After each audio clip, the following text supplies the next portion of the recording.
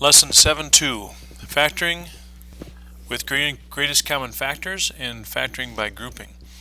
Alright, first thing is to understand this. If I have 2 and then x plus 1, this is considered factored.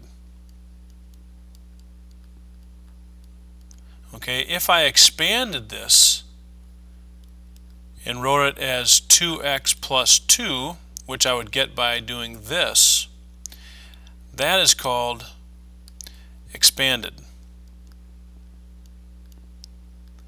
And that's very important because expanded does not have parentheses, factored has parentheses. So whereas last unit we basically distributed things and got the expanded form, last chapter we would have been going this way. In this chapter we're going to be going this way. So when we look at this first question, we're going to take something out that can go into both. So we would say, I notice they both have a y. They both have only one y though, so they have that in common. I have the numbers 36 and 27, and I say, okay, what goes into both of those? The biggest one that goes into both of those, mind you, that's the greatest common factor, and that would be 9. So if I take that out, basically what I'm doing is I'm dividing each one by 9y and then writing what's left. So 36 divided by 9 is 4. Y squared divided by y is just y. 27 divided by 9 is 3, and I divided by y, so it's gone. So this would be considered the factored form by taking out the greatest common factor. Next one, we say, okay, well, if I just look at letters first, I see an a squared, an a, and an a. So they all have at least an a. B, b squared, b. So they all have at least a b. Now 8, 16, and 2. Now I'm going to ignore the negative sign here and just say 8, 16, 2. The greatest common factor would be 2. So what I'm doing is I'm dividing all the pieces by 2ab. Again, the opposite of what we did last chapter where we distributed and multiplied everything. Now we're dividing what they have in common. So I would write negative 8 divided by 2 is negative 4. A squared divided by a, well, we only have 1 then. We take an a away. And b divided by b is gone. Negative 16 divided by 2 is negative 8. I take away I divide by a and we lose it. I divide by b and we're left with 1b. 2 divided by 2 is gone, a is gone, b is gone. Now I can't just write nothing because remember, something divided by itself is 1. So that would be the considered factored form. Next two, what do they both have? Well, the variables are different here, so we cannot take out a variable, but 15 and 3 is the greatest common factor. So if I divide each one by 3, I will get 5w minus x. So notice that factored form has parentheses. Next one here we have 7, 21, and 1. Nothing. The greatest common factor is 1, so there's nothing we can take out there. X squared, x, and x. So we can take out an x, and we can take out a y. So we're left with 7xy. Because we're taking an x and a y away from each one there. 21 doesn't change. We took an x out, so it's gone. We had y squared, so we take 1 away, we have y. Minus, and then we took the x and y out by division, so we're left with just, again, a 1. Very important to keep that place. Now the second type of factoring is by grouping. Now here we have to be careful because some key elements have to be present for us to do this. First of all, you have to have 4 terms. Okay, notice all of our examples have 4 terms. They have to have common factors that allow you to group things together, and then you have to have, again, 2 common factors that are identical or additive inverses, and I'll explain that in a moment. So notice that there's 4 terms.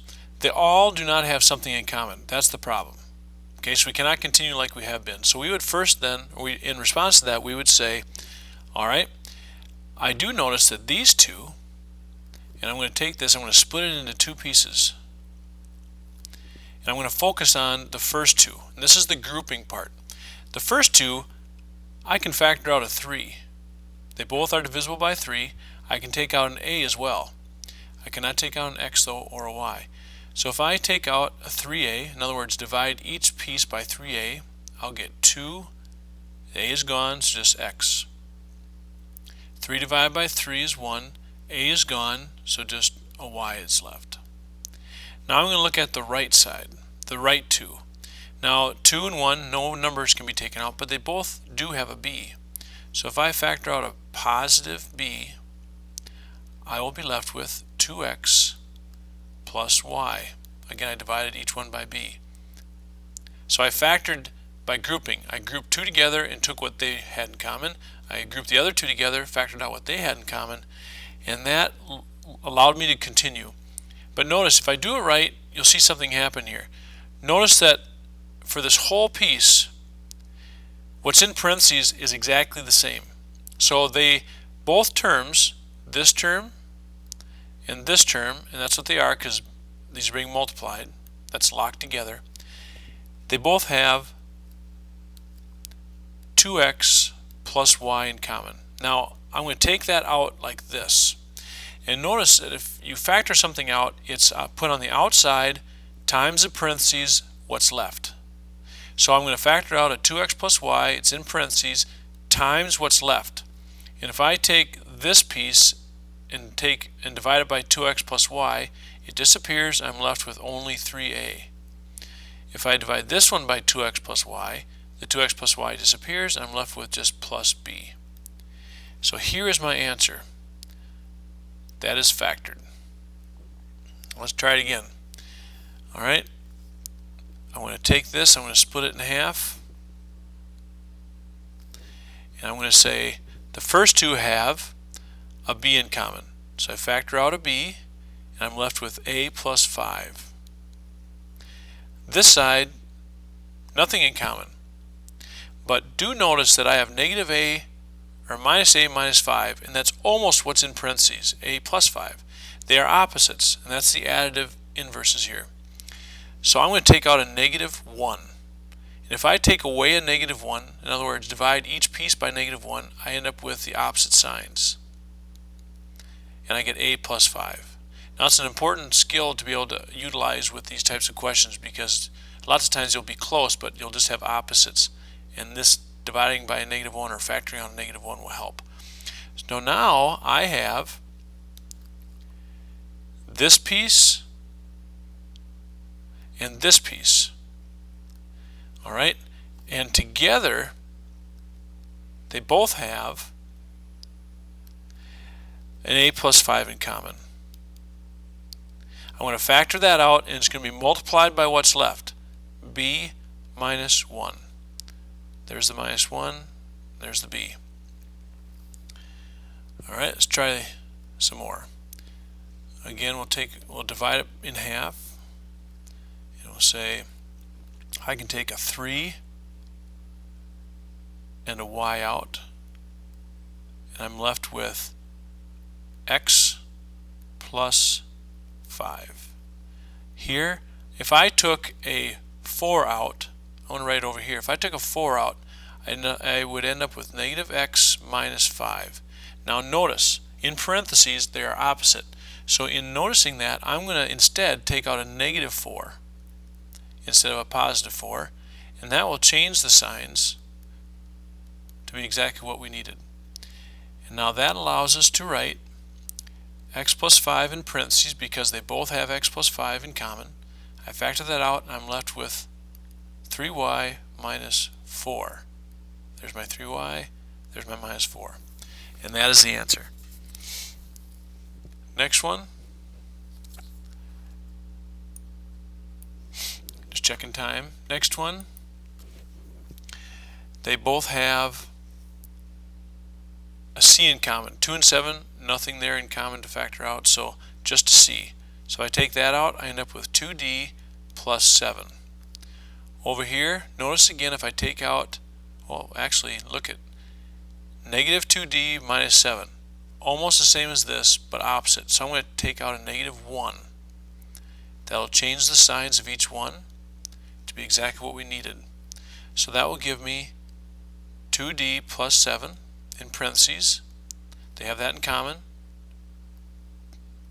Okay, times what's left, c minus 1. Again, the c goes here and the negative 1 goes there. Alright, let's try these two. I take out a 2 and an a. I divide each one by 2a. That leaves us with b minus 6. The next one, now again I'm going to do this on the side here. A 7, if I take a 7 out, we get 6 and minus, that's a 6, minus b. Now look at these two. They aren't quite opposites. Actually, if I were to rearrange this, it would be 7. Let's put the b first. It's negative b plus 6. Alright, so now they are actually opposites, aren't they? So if I rearrange it so they look exactly the same in terms of the letter first, number second, they are the same, but opposite signs. So I'm going to factor out a negative 7. And when I do that, I'll end up with b minus 6. So I had to do a little bit of rearranging here to organize it so I could see what was actually happening. Okay, so take out b minus 6, factor it out, and we're left with 2a minus 7.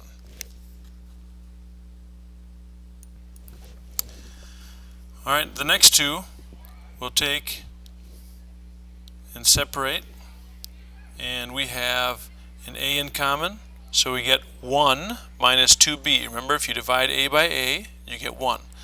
Next one, I'm going to rearrange that and write negative 4 plus 8b, and now I'm going to see what they have in common.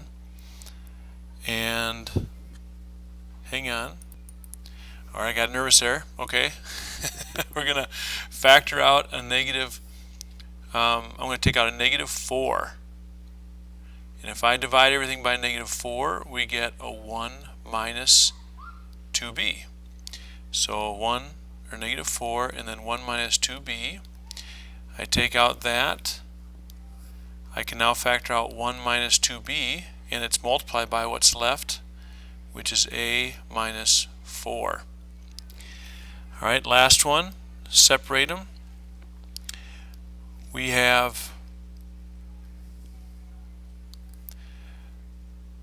p, so p, hang on here,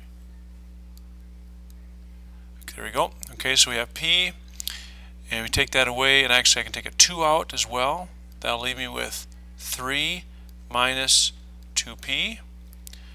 Alright, on this one, I need to clear that out here, hang on.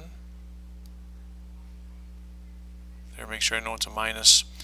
Alright, so I'm going to take out